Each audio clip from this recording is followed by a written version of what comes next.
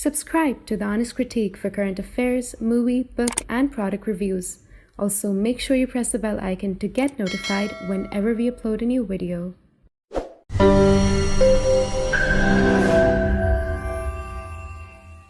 The views, information, or opinions expressed during the video series are solely those of the individuals and do not necessarily represent those of The Honest Critique and its employees. The following video contains strong language which may be offensive to some viewers. Viewer discretion advised. Greetings and a warm welcome to this special episode we are recording for The Honest Critique. Today we're delighted to be joined by Nikky-Gurinder Kaur Singh ji. Hailing from India, she pursued her education at Stuart Hall, an esteemed girls' preparatory school in the United States. She hold a bachelor's degree in philosophy and religion, a master's degree from the University of Pennsylvania, and a PhD from Temple University.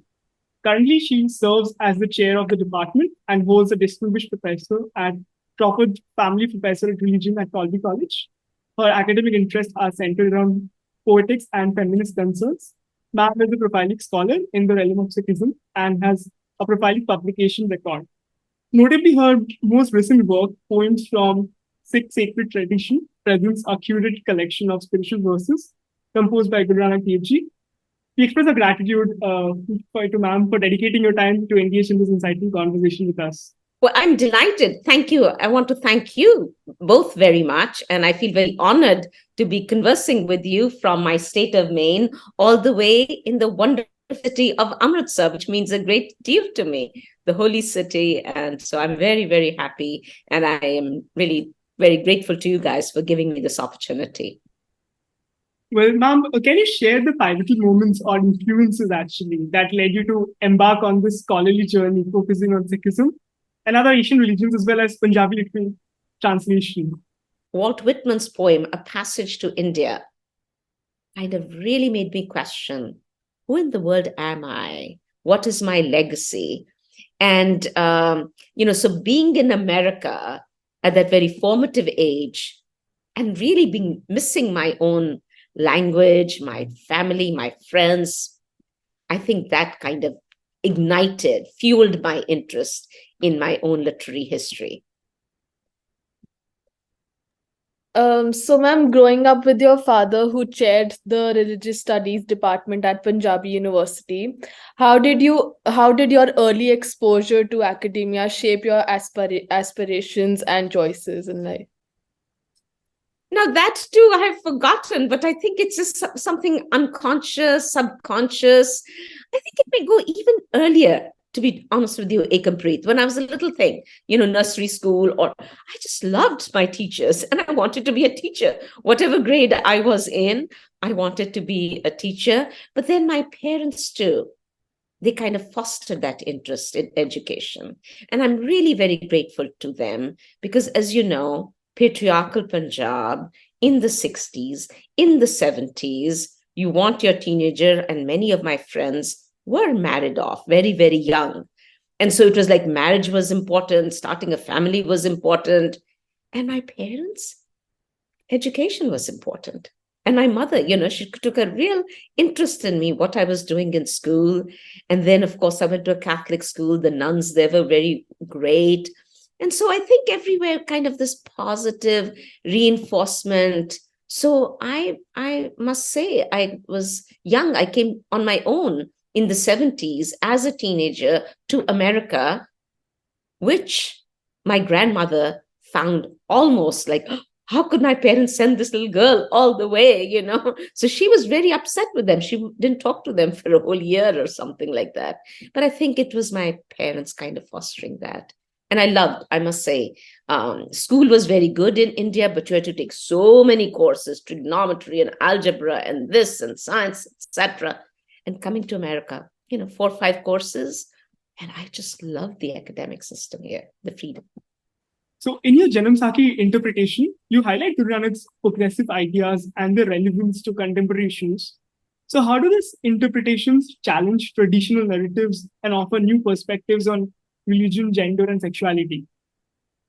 Now, Janam Sakhis, these are stories about Guru Nanak. These have been orally circulated for centuries. There's narratives, there's kind of supernatural stuff.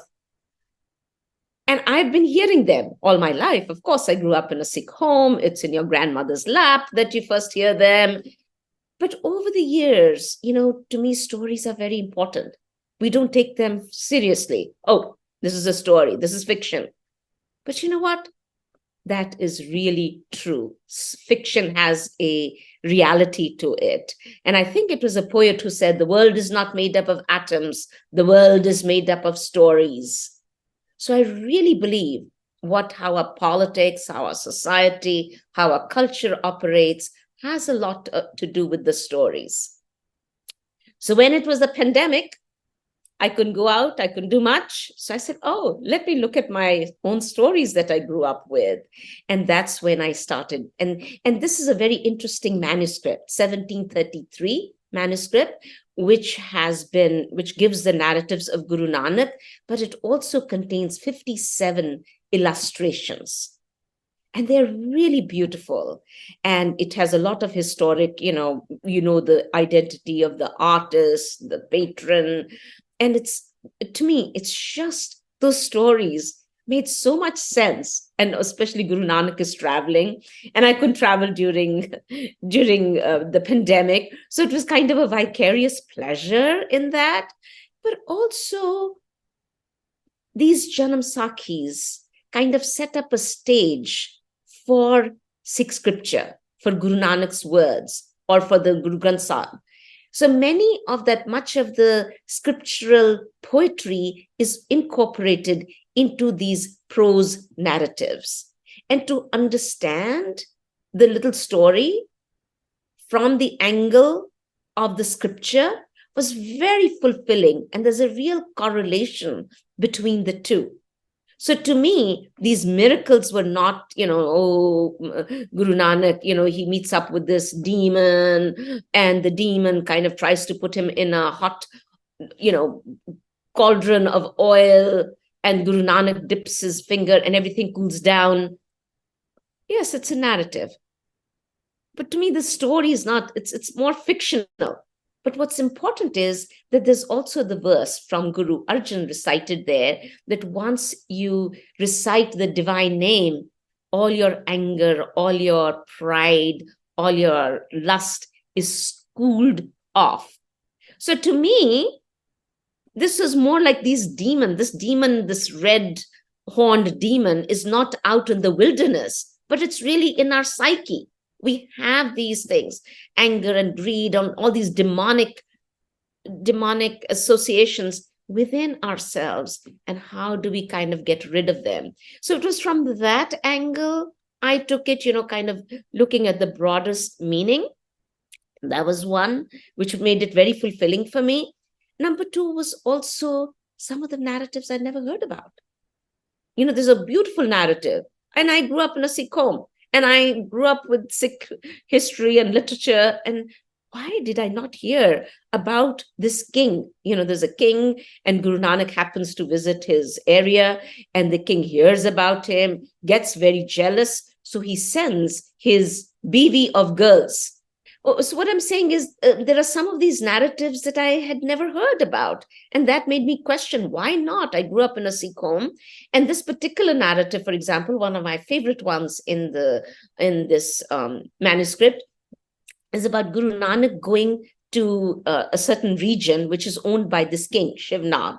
And he hears about Guru Nanak and this great saint who has come here, and he wants to test him. So he sends his slave girls. These are literally called chakri. So he sends his little slave girls to tempt Guru Nanak, to test, this fakir, I'm sure, And these girls go with their beautiful food and all dressed up and try to entice Guru Nanak. But instead, they're enticed by him.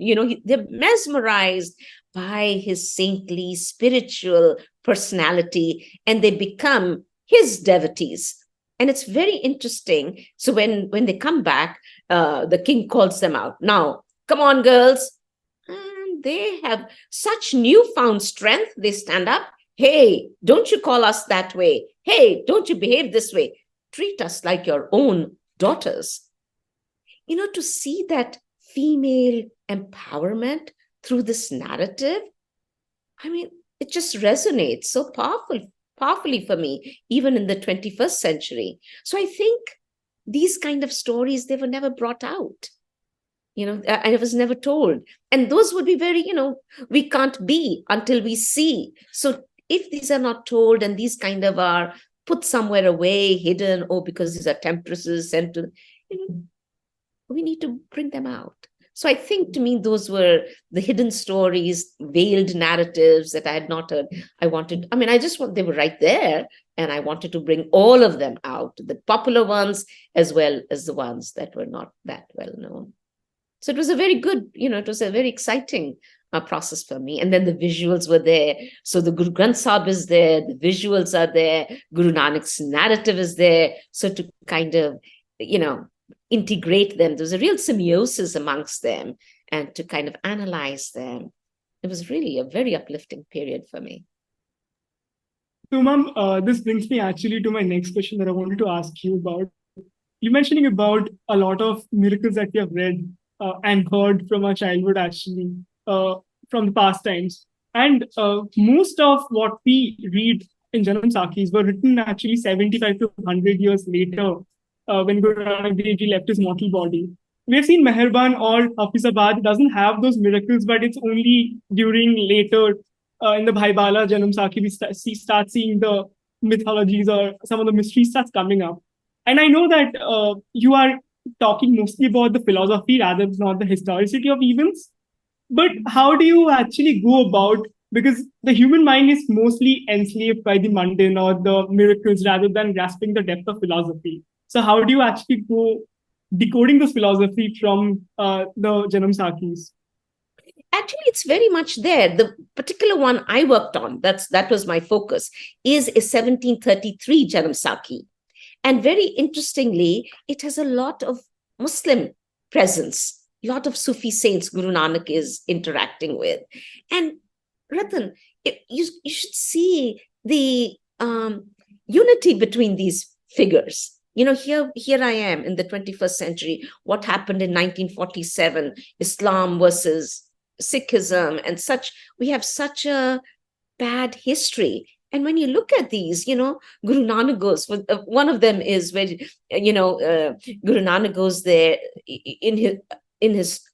during his travels, and this particular person comes to see him. He's a Muslim. And then he goes back to his sheikh and, he says, you're so pink, flushed. What's happened? And the saint says, I met Aj Khudai ka lal milya. Today I met with Khuda's own ruby or person. So when Guru Nanak meets these Sufis, they interact, they have such closeness. And to me, those kind of moments are very significant. This is history. We need to recall that. So I don't think these are all miracles and so forth. Even when Guru Nanak, for example, goes to Mecca, that's a very popular one, right? When he goes and he falls asleep with his feet towards the mihrab. And the Qadi gets very upset. How could you, this is a holy place.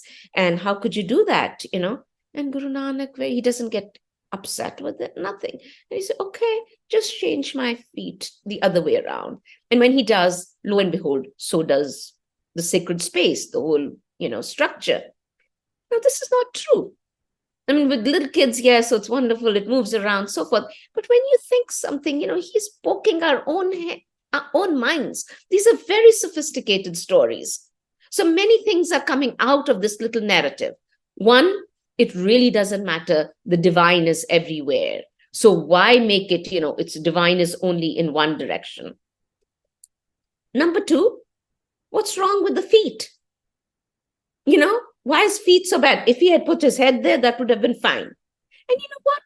That really brings me to that polarization, body and mind, which kind of goes in Western philosophy. Descartes said, I think, therefore I am. From day one, we find the body very pejorative, very negative. It has to be denounced. You have to give up this world to reach spirituality. And when you look at the hidden meaning, The feet is a part of the body. I wouldn't exist without my feet. So in a way, the head, even in the Hindu myth, you remember from the Vedic book 10, the Brahmins come from the mouth and the Shudras come from the feet, the whole hierarchy of the caste system. The warriors, Kshatriyas come from the shoulders, from the muscle here, the Vaishyas from the thighs, and the Shudras, the lowest caste, from the feet. So we have this inbuilt hierarchies and divisions. Human mind has these. And what these linear structures, these are being disrupted by these little narratives. So I want us to go into that world. What meaning do these stories have? Simple stories. But when you look at them, it's the body and the mind together. Feet are so we kind of associate these things. So these are our cultural, old, ancient, patriarchal habits that we have imbibed. And these need to be reseen, questioned. And that's what the little stories are doing. So, ma'am, your translations of Guru Nanak's hymns emphasizes elemental simplicity, unicity, gender inclusivity, like you just mentioned with that story. Can you share more about the creative process you undertake to maintain the essence of the original Punjabi while translating into English? Sure. I grew up on these verses. I heard them. My father used to do Rasa, holding me in his arms and walking around. I heard them in my granny's laps. I would hear them in gurdwaras. So they were a part of my being. And then I come to America, as I said earlier, I did not hear Punjabi. And that's what made me go more and more into Sikh scripture. In fact, for my Wellesley thesis, when I was an undergrad, I wrote an honors thesis, and that was on the physics and metaphysics of the Guru Granth Sahib. I was 20 years old at that time? But that text, so it was really looking at the Guru Granth Sahib. Here it is poetry. Here it is kind of something spontaneous, and yet it's so philosophical. It's so profound. It's so perfectly, kind of articulated. So that kind of, enigma has always been behind me. So in my translation, so when I came to Colby College, I started, actually the college that I teach at is the first institution of higher learning, as far as I know, to offer a full-fledged seminar on Sikhism. So I was the one who started doing it in 1986. So when I would start, sharing the Guru Granth Sahib with my students, this is not the Guru Granth Sahib I know, because it was all he and thous and these, and it was just so much extra paraphernalia that it took away from the elemental beauty of the Guru's words. So over the years, I started translating, and actually my first task was Mr. Kapani of the Sikh Foundation. He kind of urged me to do it for the Sacred Literature series. And that was really good because it opened my mind and heart for these verses. So to me, it's very challenging. It's not simple to do because it's just so simple, so beautiful, so short. So it has such punch, such rhythm, assonance, consonance. How do you translate it? I want to rebound both the sense and the sound. That's my goal. It's kind of bouncing off. Here is the original. How does it come out in the translation? So I really want them to be very, very closely associated, and it's really hard. It's challenging because I want to keep the original. I don't want to add anything. I don't want to subtract anything. But sometimes the verses are so pithy that you really have to provide something, and I don't want to. So to answer your question, I read it and then I let it go in my mouth. Literally, how does it sound? How does it sound? And then sometimes when you're creative, it just bounces off. It's really kind of, there's something. People say, translation is kind of just, here it is, here you put it. No, you can't put it in molds. You can't, you have to think anew. So each time, I look at other translations and so forth, but then ultimately, it's really kind of hearing the words. And sometimes I just say, please tell me, what does it mean, Guru Nanak? Please, what's was it? So it's challenging, it's exciting. It is a creative process. Ultimately, it does, but I want to keep it short.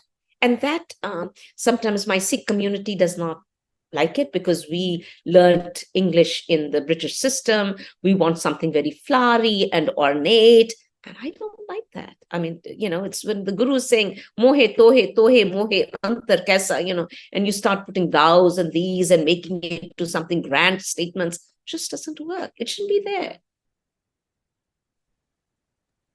I actually remember taking a comparative religious study course in my undergrad days, and I remember after 3 or 4 classes dropping the class because of the complexity of the text that was involved. But I wish you were a professor, I would have carried on with the class. Oh, I'm sorry, Ratan. But actually, coming to this very idea that what you're mentioning, it's kind of important, because when I read your book, I have read the translation of Guru Granth Sahib Ji, and I found out that the centrality of the text doesn't just stay with the simplicity. It's too distinct. It's not mutually inclusive, actually.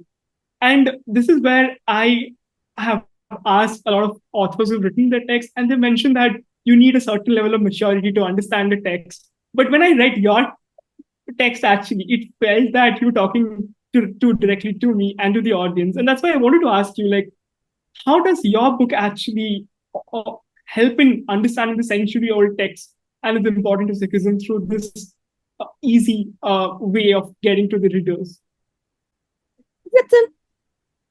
I don't believe in that you have to have a certain level of maturity to understand. The Guru Nanak, keep in mind, he was born in 1469. We are talking about the 15th century. It's a very rich milieu, lots of languages, but he does not use those elite languages. You do not need to know Sanskrit. You do not need to know Persian. You don't need to know Arabic. It's a vernacular that it's using, very simple vernacular. And it's not just the Sikh gurus. There are the Muslims and there are the Hindu Bhagats. So it covers a range of languages. And simplicity is the essence. That's what the gurus want. They wanted to communicate with the common person. And so we can't, so I'm trying to be, I literally am translating literally what they are saying. So I'm not doing anything. It's there. I want to be as close to the genuine as possible. And the closer you are to the genuine, the more simple and universal it becomes. It reaches everybody, because that's what the gurus wanted. So your critique is a very good one, because it really shows what the gurus wanted to do, the whole purpose. And most of it is also set up in musical measures. So they're sung. It's to include people, not to exclude people. So even when you don't understand the language, and sometimes the words are very difficult because they're coming from Arabic and they're coming from Persian and they're coming from the vernacular, and it becomes very challenging. But somehow or the other, if you keep hearing, and you look at the context, things, it makes it easier. So I think the closer you are with the original text, you achieve the goal of simplicity, that elemental beauty of their text. So ma'am, my next question is that how do you view aesthetics as an integral part of Guru Nanak's poetry and spirituality, breaking down barriers between the sacred and the secular? And how do you think that art and poetry contribute in breaking down social barriers and promoting mutual understanding? Thank you, Ekampreet. Very important question. And somehow aesthetics is viewed very pejoratively, both in the West and the East. Oh, it's something to do with art. Oh, it's something external. But to me, aesthetics, what does the word aesthetics mean? It's a heightening of the senses. What's the opposite of aesthetics? Anesthesia. The dentist gives you anesthesia, deadens, numbs you, and he or she can do anything. Well, this is kind of heightening. And that's why all of the text the Guru Granth Sahib is most of it is put in musical measures. So it kind of sensitizes us. It's an aesthetic enterprise. The poetry itself, if they wanted to tell us who was the one being, they could have given us rules and regulations. There's none of that. It's all poetry, beautiful poetry. So our sensibilities, our intellect is enhanced. So I really, aesthetics to me is extremely crucial. And for me, it's like, this is the way to approach the Guru Granth Sahib aesthetically. We can't be numb. We can't, this. So for many reasons. Okay, now let me think structurally how to best answer your question, because this is my be all and end all of my life. Number one, I think aesthetics takes away that boundaried religious barriers. This is a Sikh text. This is in Gurdwaras, scripture. This is the Holy Quran. These are the Vedas, So we kind of lump them as Hindu texts, Islamic texts, Sikh texts. It's too revered. And some of the other, entering somebody else's scripture can be very daunting. This is not mine. This is it. So I do not want, the text, Sikh scripture, to be left just for Sikhs. I want it to be read publicly, reach wider. I want to break that sacred secular division. I don't want it just to be in the Gurdwaras. I want it to be in classrooms. I want it to be in poetry sessions. I want my American students to be reading it, which they do, by the way, my American students. Oh, Ratan, if you had been in my class, you would have written me lovely analyses of the Japji or of the Vedas or Sufi texts. We could have had a lot of fun. But anyway, going back to the aesthetics, it's really, it kind of puts, as Aristotle said, poetry is universal. It's for everybody. So I want this poetry, Nanak's poetry, it's timeless. And also keep in mind, the Guru Granth Sahib is Hindu, Muslim, Sikh. This is a very pluralistic text. And to reach that wider, I want it to be for the global Sangat. I don't want just to be limited. And for that, I think if you put it, this is, let's go. Let's see how it's aesthetically appealing. That's my point. And number two, for Guru Nanak himself, aesthetics is very important. Remember at the Japji, at the end of the Japji, there's those spiritual stages that are given, 5 stages. So you start out, it's kind of an existential journey. You start out with Dharamkhand in this world, you do your duties, moral duties, etc. From there, you move on to the realm of knowledge. And that's very interesting. The realm of knowledge is full of, different kinds of political systems. It's full of kings, queens, learning about diversity, the planets, universes, etc., etc. From there, you move on to the Saramkhand, which I translate as the realm of beauty or aesthetics. And you see that in the realm of aesthetics, that's very crucial, because how does that knowledge, how does all that external knowledge become a part of you, become a part of your selfhood? And that is only after the aesthetic stage. And there it is, Tithe Kadiya Surat Mat Man Buddhi. That's where your intellect, Surat, your consciousness, Mat, mind, wisdom, Man are all Buddhi, power to discriminate, are chiseled. So Saramkhand itself is very important for Guru Nanak, the realm of beauty, aesthetics. Only from there can you go to the realm of Karam, where you perform really good actions, and from there to the realm of truth.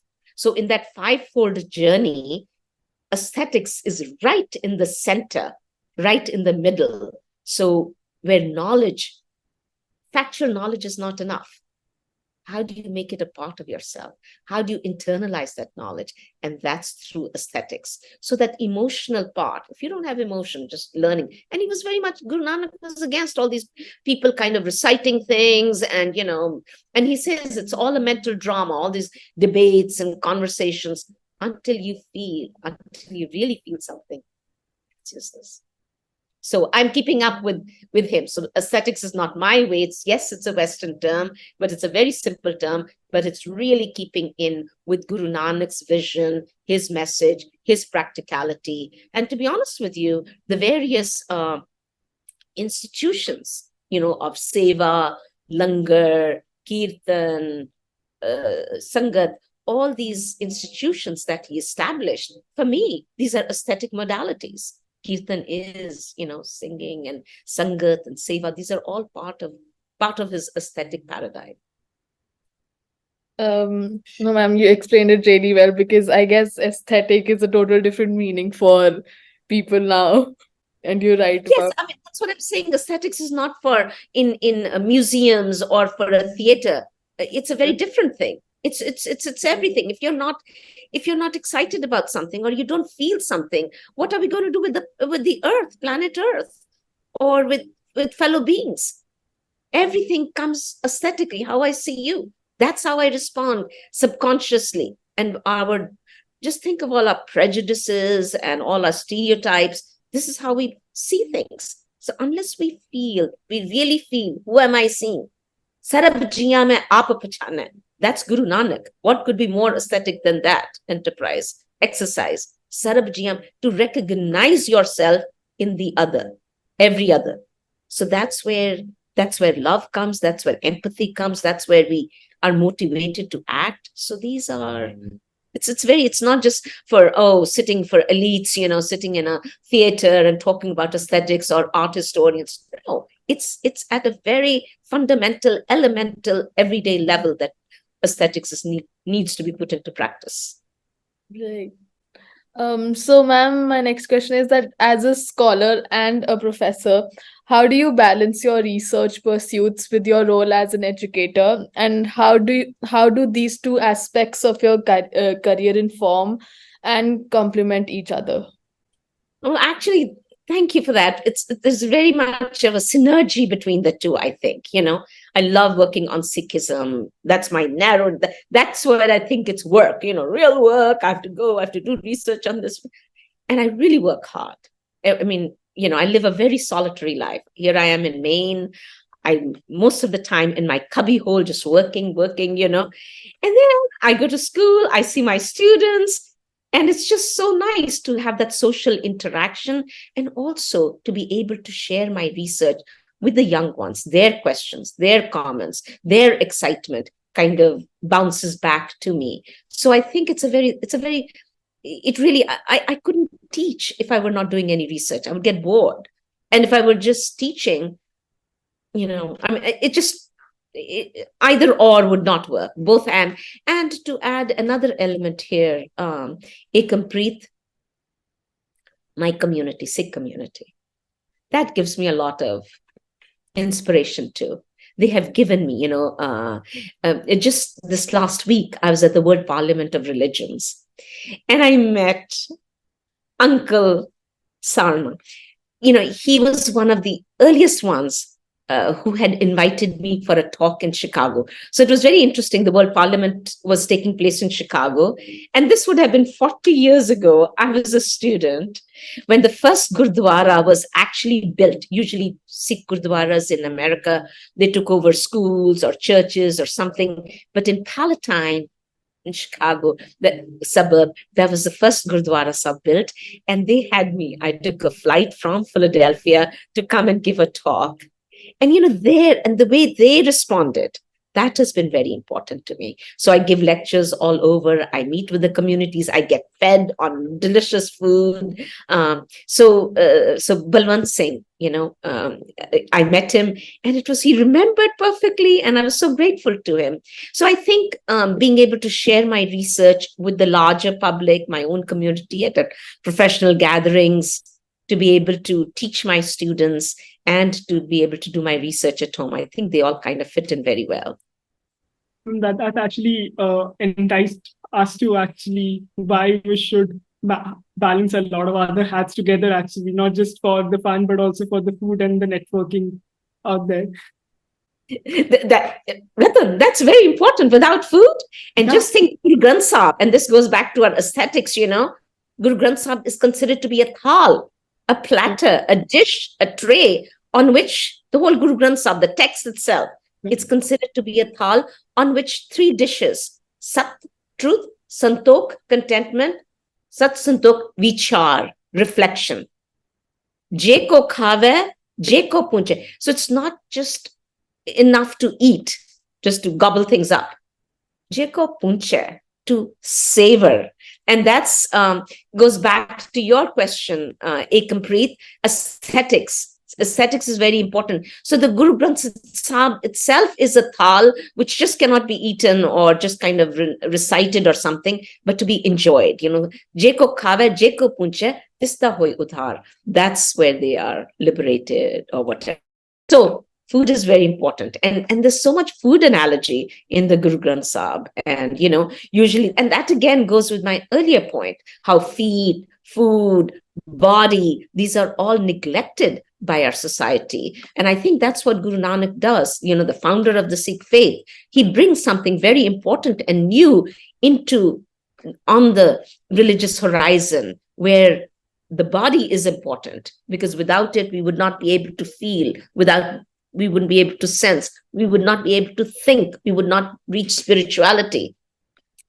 And this world, and I call it biophilia, because it's love for this world. Most for where we come from, origins. Most religions are kind of necrophiliac, the opposite, death, afterwards, heavens. So when you're so attuned to the other world, you ignore what's right here and now.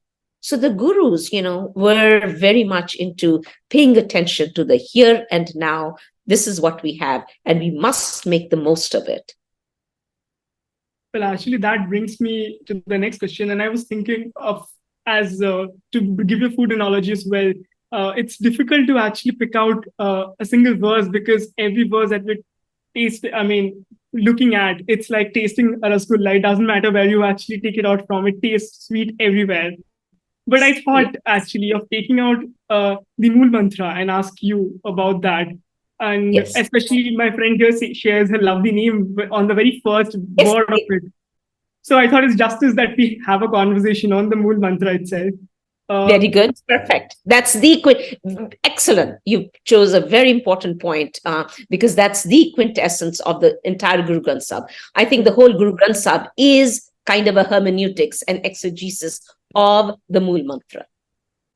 And we have heard it from our childhood, actually, repeatedly, that there is only one truth by name, Creator Purahu, without fear, without hate, timeless in forms, unborn self-existence, recognized by the Guru's grace. And my question arises, actually, what is the role of Guru's grace that's mentioned in the context of recognizing the Creator? Especially when we say that the Creator resides within the creation itself. So why do we need the Guru's grace? Could you elaborate on the role of Guru in facilitating the recognition? Yes, thanks. The Guru is, as far as my understanding of the Guru Granth Sahib goes, Guru is not any particular person or text, God, any kind of epistemic system. Guru is a mechanism, a medium, which raises your consciousness. The one has always been there. Ekampreet Satnam was, heavy such, has always been there. But we are ignorant. We are oblivious. What is the channel that awakens you to that awareness? That's the Guru. So Guru Nanak himself in the Japji says, Guri Sar Gur Gorakh Brahma Gur Parvati Mai. Guru could be, Shiva, Brahma, Vishnu, could be Parvati. And very interestingly, he even accepts the women, female. It could be Parvati, Mai, Lakshmi, Saraswati. So many. It doesn't matter. And then he says, Gura ikde, then he talks in the plural. Gura ikde bujai, sabna jiyan ka ikdata, so main visar na jai. And so what is the message of all the gurus? Sabna jiyan ka ikdata. All beings have one giver. May I never forget that. So I think so Guru is a channel, a medium that kind of awakens you to the oneness of everybody. Ik Onkar, one being. That's the meaning. But over that's a philosophical meaning. That's what I think Guru Nanak meant. But over Sikh history, so forth, it has kind of triple meaning, I would say. One is Guru, the Satguru, or Vaheguru, the one, which would be the one, Ik Onkar, Ekam. And so it could be, it's that by Guru, Satguru, wow, wonderful Guru, that's the one, all encompassing, the all inclusive one. It could also be the historical gurus, because we have the 10 historical gurus, starting from Guru Nanak to the 10th Guru Gobind Singh. And for us now, it's a Guru Granth Sahib. It's a Guru Supreme. So the light of the 10 gurus is merged in the Guru Granth Sahib, the sacred text. And for us, that is the Guru for, the center of our life, the center of our religious, practical, spiritual, aesthetic, ethical core of our being. So those are the three, I would say, meanings that have developed over the course of history. Going back to Prasad. All right, now here I have to admit, I had translated grace in my book. Ratan, I won't do that in my next translation, because that takes away prasad, something that we eat and take in. Prasad Milya ji, so I want to bring that tasting in my next translation, that it's a guru who makes us, I would say, taste the divine. So grace is kind of a Christian term. And I don't know, but you see, I had some readers and so forth who were, that's why I didn't want to be too, avant-garde in that translation. Does that make sense? Yes, and what you highlight, this is the Mool Mantra that you mentioned is really important, because it's talking about the characteristics of the one being, truth, its name. And so truth is not kind of an ontological reality that is a doctrine somewhere, a conception, but it's to be lived. Give Sachara Hoya, soon after saying the one is true, Guru Nanak raises the question, how to be true, how to live truthfully. So I think living truthfully is very, very important. And we may also see that along with Ekampreet, Kartapur, the creator person, Nirpa, Nirvair.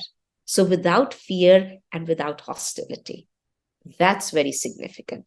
So this one is not hostile towards anybody. The one is not jealous of anybody. So it's not like the one is threatened by anybody.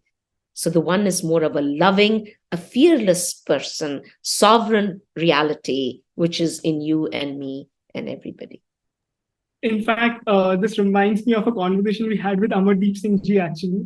And we asked him the question about monoism and monotheism in Sikhism. And Yes. He actually called Ekampreet as a princess who's the lover of oneness. Yes, that's absolutely true. Ekampreet does mean that, lover of Ekam. Like now go on telling people that you're a princess who believes in oneness. Like, yeah, I am then.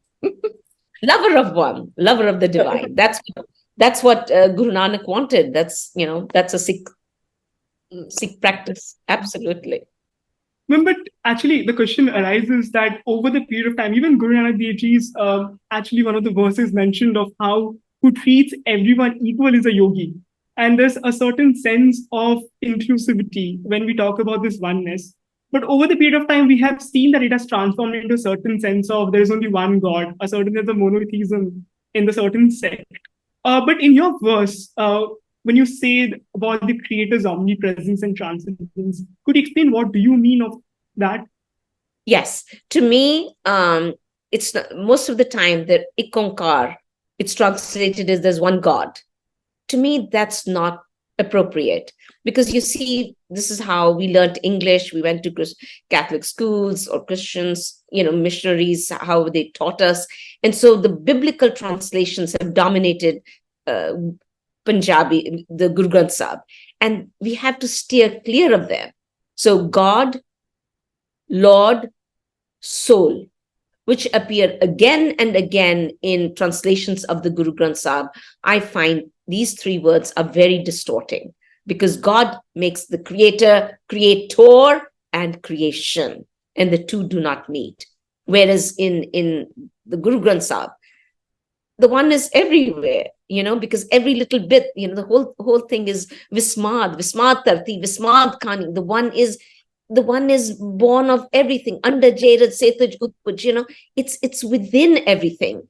So that distance and partition, division is not there. So God kind of creates there. There's one God, and it's also a very male God. What comes to your mind when you think of a God?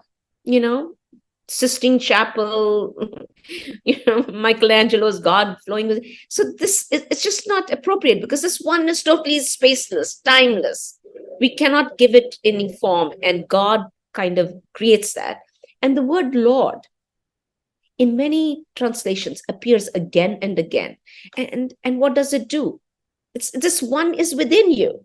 You're not afraid of this one, this fear. And, we create this distance unnecessarily, because the one is, within everybody. And so, and you have to experience, so this, instead of love and intimacy between the individual and the divine, these translations with their insertions of God and Lord make those divisions, and doesn't work. It's not appropriate. Because this is what you mentioned, and it's true, because in English, when we write God with gender or male denotation, we write in capital G. And when we write goddess, it's in small g. Exactly. And goddess does not include God. God, the way our gender exclusive language, may, of course, God means everybody. It doesn't. And I believe language does not mirror reality. Language transforms reality. And unless we change things, it just does not, we will stay kind of a divided and hierarchical globe. And we need to change our language. And we need to write new stories and so forth. So that's my big thing, Yes, ma'am. So this is actually what I wanted to ask you, like your approach to this translation avoids terms like God and Lord to maintain the authenticity and to minimize potential biases. Now, how does this actually approach highlight Guru Nanak's universal spirituality and interconnectedness of all beings actually beyond this denoting with a certain gender and identity actually? Because the one is everything. The one is all space, all time. It's a bumblebee. It's the planet. It's everything. And to feel that closeness with one another, it's the center of his all-inclusiveness, because he is all-inclusive. And that's what the one does. Ekam, it's numeral. But this one you can address in any which way you want. It could be Khuda, it could be Allah, it could be Ram, it could be Rahim.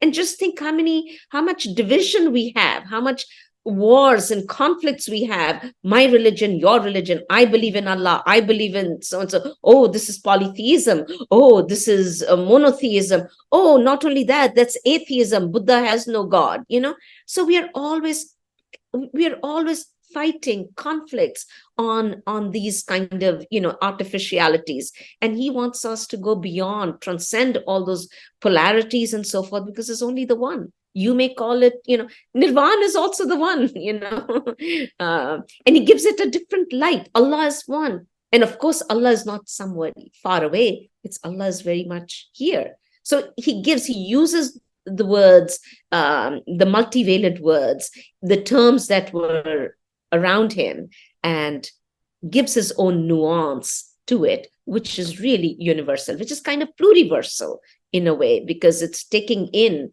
it really doesn't matter how, he's not giving one, this is it, but the one is plural, and you can approach that plurality in whatever suits you most. You want to see the one as mother, perfectly fine. Ape purk, ape hanar. You want to see the one as father, fine. It doesn't matter, because it's how you relate with it, as a friend, as a lover, as a fish, as the ruby that was swallowed by the fish, because the one is everything. So it's a really new, radical, revolutionary vision of the metaphysical one that he brought. The transcendent is the material in every bit of it. So you cannot dislike anything, even Mother Earth. You cannot destroy it, because this is where the one is. This is the house of the one. Does it make sense, Ratan? Yes, ma'am, it does actually. I mean, the centrality of this oneness is actually kind of throughout the Guru Granth Sahib Ji, and actually in your text as well. And I think you've explained it beautifully, actually, of why we should be looking at that oneness actually. In fact, I think if you could actually not look at those 1300 plus pages and just look at the number one as well, I think it just fulfills our desire of what we want to get out of it. Echoic. It's like repeated over and over again, Ik tui, ek tui, ek tui. May I remember with every morsel I eat, one. And that's, if you operate with that vision, we would be very different as human beings. But we think of it, my world, your world. We are so, my religion, your religion, my scripture, your scripture, and kind of creates a lot of hostility. And that's the one is not hostile. Nirvair, nirpo, nirvair, without fear, without hostility. So, ma'am, could you please elaborate on the challenges that arise when preserving the sense of Guru Nanak's teaching while navigating various political and cultural contexts? How do these challenges impact the interpretation of his messages? Now, I don't know how challenging it is, because it's more the poetry, the words he uttered are kind of timeless. These are not narratives. There's no narrative. There's no historical, plot that he's giving, a story or anything. This is poetry. It's kind of open-ended. And so but it intersects very powerfully with every minute we live. So it helps us, whatever problems we have, our political, economic problems, it helps us navigate them in a very kind of an open, wide horizon, because the one is everything. If you keep that in mind, my actions are going to be very different rather than if I were just in a very insular world. So I think it's a really good example of performing actions. And as you know, Guru Nanak's, the whole identity of a person was what you act, how you act. It's not where you're born, it's what you do. So the doing is very significant. And also Ekampreet, the ritual or ceremony, whatever you want to call, of the Sikhs every morning, they open the Guru Granth Sahib and read the Vak. The Vak is timeless, but I may have some anxiety, particular anxiety today, or I might have a problem, or I might have something, and somehow or the other, the Vak addresses it. So there's so you kind of interpret it. It becomes your ethical paradigm. How do you function? So it really speaks to you. So your question is a very good one. How does it help us navigate our world? And I think this time, and that's poetry. I tell my students, they're having, read some poetry, listen to some music, because that's where the world of art and music and the spiritual really helps us perform better. It helps us overcome our challenges rather than be challenging. You know what I'm saying? And if you could go back for the last question, for the last part of what I wanted to ask you, to the Mool Mantra once more, and ask you that the verse mentions that all forms are created by the will. And this viewpoint actually, when you are actually teaching in an American institution, especially when Abrahamic religions do not have those same idea, how does this view of creation differ from other philosophical or religious perspective in creation actually? So the word will, hukam, that's, hukmi hova na kar, hukam na kya jai.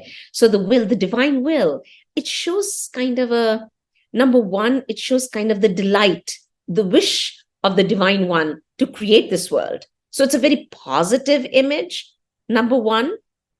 Number two, it also gives comfort to the individual. When you read that, when you say everything was formed because of the will, everything, all beings. So we are all together, happiness, suffering, life, death, birth, everything is a part of that hukam. So Ratan, when you realize that, it gives you some kind of comfort. We are all together, a collectivity, a sangat. We are a togetherness. The third point is hukmi hovnakar hukmi je bujhe ta home kahe na koi. Hukmi jo bujhe, the one who realizes, recognizes the hukam. The haume kahe na koi will not say haume ever again. So hukam and haume. Hukam is the will. Everything is in the will. You and me, ant to the biggest star. When we realize that oneness, commonness, one will not say haume. Haume is me, I, ego, me. You don't realize it. So by realizing the will, it's kind of a common connectedness. You lose that sense of ego, selfishness, self-centeredness. Me. I want to do it for myself.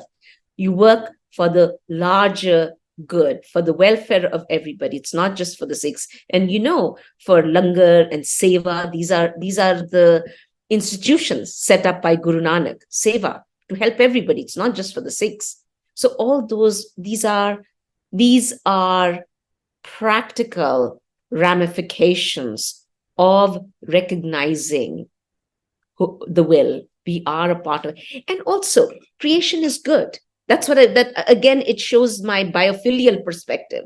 This world is good. You don't have to renounce it. Just think of Guru Nanak's peers. They were, many of them were ascetics, yogis and Sufis and, Hindus from various schools, various schools, yogis, naths, jangams, many schools that were very rampant. And they wanted to renounce the world because spirituality was elsewhere. And they went up to the mountains. And for example, his whole dialogue on Siddh Gosht, where he's talking with the Siddhs. So they are sitting somewhere on mountaintops where they're away from society. And Guru Nanak wants to pull them into for their civic duties. You must come here. But it's a realization. The realization is keeping that one always in mind, in front of you. We are all one. That will that you talk about, hukmi hovanakar, all forms are that one of that one. And acting, doing your actions in accordance with that. So that way, we do not have caste, we do not have class, we do not have religious divisions, we do not have sexism, we do not have racism. It's kind of to evade all those isms and hegemonies that we postulate. But the oneness, that Ekampreet, the lover of one, has it, to recognize that one. You sort of covered my next question too. So my next question was that the struggle to overcome challenges like caste discrimination and religious intolerance requires continuous efforts, education, and awareness. How do you think that Guru Nanak's teachings play a role in fostering a more just and inclusive society in the face of these issues? Guru Nanak, almost on every page, because he was just sick of the divisions in a society and all those taboos, purity, pollution, who can eat what, when, who's served first. He's just so annoyed about that. So you can read it on every page, how best to behave. Don't get carried on this. And he says, is the taboo lying in that food article, or is it in your head? So he challenges us to question our stereotypes, what's going on in our minds, and how we can, be self-critical. So every page, his verses, because I think that's where he saw the one, that is his revelation. And when you realize the one, then all these, caste, class, these things. In fact, the latest book by Wilkerson, I'm very fond of her. She's wrote for the New York Times, etc. Her book on caste is fabulous. And there's so much resonance between her and Guru Nanak. And for Guru Nanak, what she champions, radical empathy, Guru Nanak championed radical empathy. If you read that Siddh Gosht, that's where he says, Sabna jiya mein aap pachane, to recognize yourself in everybody. And to me, that statement is so vital, and we don't do it. The other is other. We other, others, whether it be women, whether it be different castes and classes, their food, my food. So all those othering kind of dissolves once you recognize they have the same ears and eyes and humanity, and Dalai Lama too, all of us want happiness. So there's something about us humans that is very, very similar, but we see, because of what they look like or what they speak, we see them differently. And that's why I really keep harping on the Guru Granth Sahib. It brings together different worldviews, different philosophies. There is Baba Farid, who had a very different eschatological system than the Sikh gurus, the Hindus, bhaktas and so forth, who had various gods and goddesses, and the Sikh guru. But they're all there to familiarize ourselves. We can be different. And that's one thing I want to emphasize is, thank you for reminding me. We are all one, okay? All oneness. That's Ekam, your name. On the other hand, Guru Nanak says, no two are alike. Koi na kisi jeha. And that's a great miracle, the wonders of life. Even the finger, prints, they're all different. And he takes that. So diversity is acknowledged. We cannot unless, but we have to see the other. We have to deal with the other. And sometimes the other is, we create a fear. Oh my gosh, who are they? And that's where our anxieties and phobias and all these kind of xenophobia, Islamophobia, all these are results of it. So to recognize yourself in the other is very, very important. And that's his image. And to realize everything is different. And that's why all these different authors are put there, almost 40 authors in the Guru Granth Sahib. Each is given their name. It's not eradicated. Each is given very clearly who they are, what their message is, their verse. And it's to familiarize ourselves. When we familiarize ourselves with difference and diversity and realize that we're ultimately same human beings, it becomes a very, you work for the collective good, for the welfare of all. And I think that's what he wanted. He wanted the world to be a better place. And with that kind of vision, insight, we can make the world a better place. And especially today, with such polarizations and dangerous divisions that we humans have created, we need to recognize ourselves in the other. Ma'am, so equality, love, and compassion, they're the core themes of Guru Nanak's teachings, and they are central in building a just and inclusive society. How can we as individuals and communities actively integrate these principles into our daily lives and interactions to create a positive change in the society? I think I said that earlier. So, it's to recognize ourselves and others and be active, to act all the time. It's not to sit. That's why he didn't like people. So it's not just, his words are not poetry for poetry's sake. For him, it was very important. Your identity is what you do. It's not on the caste. It's not your name. It's not what you were born as. But who are you? What you do. So the performance, what we do, is very important. And that has to be moral. That has to be ethical. That has to be in tune with the divine one. There's only one. When you see that, recognize that unity, you work in, your aspirations are different than if I'm a selfish egoist. So home has to be gotten rid of. And home is gotten rid of by recognizing the will that we're all of the same family. We all belong. You won't do anything bad to your brother or your parents. And that's what he wants us to see. In fact, his first words were, there is no Hindu, there is no Muslim. It's not that he's denying that. He just wanted people to go beyond those boxes and beyond those categories to see our common oneness. We are human beings and we have to work for each other. Whatever happens in a different part of the world affects me here. So the world, we are realizing it more and more now, how closely related we are. And that's what Guru Nanak was saying 5.5 centuries ago. We are all together. We are a family. And that's why he keeps talking about, let's go towards creation. Where did we come from? Instead of heaven, we'll go and what we do over there and kill people here. Doesn't matter. It's where we come from. Recognize that. And his beautiful slok to the Japji. Pavan Guru Pani Pita Mata Tart Mahat. So we are situated in this, in these elements where Pani, Pita, father is the water, mother is the earth, and the Guru, is the air. And who are our two maids who take care of us? The night and day. So they are the two, and the world all plays. So it's a very kind of playful, this is what the world is, and we have to take care of it. And we are all together, we are all siblings of the same parents.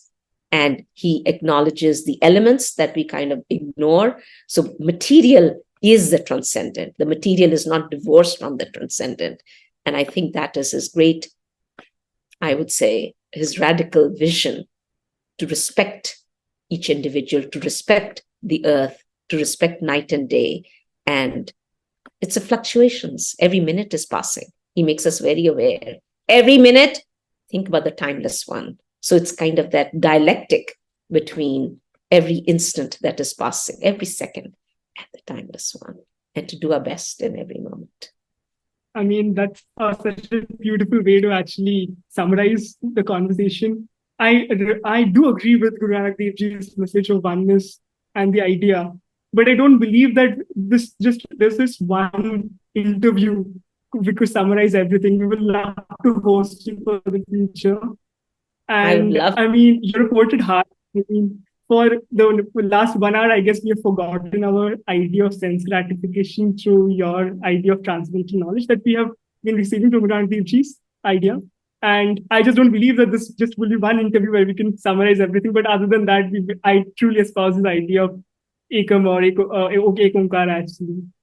Well, I so enjoyed chatting with you and really making me think about these things, So I feel honored, and you had put in a lot of effort into your questions and so forth. So I'm very grateful to you, and I really enjoyed, because life is to be enjoyed. It's a rejoicing. Sat Suhan Sadaman Chao. That's Guru Nanak's Japji. And I want to write a book on that. Sat, truth, Suhan, beauty, Sadaman Chao. Always delighted.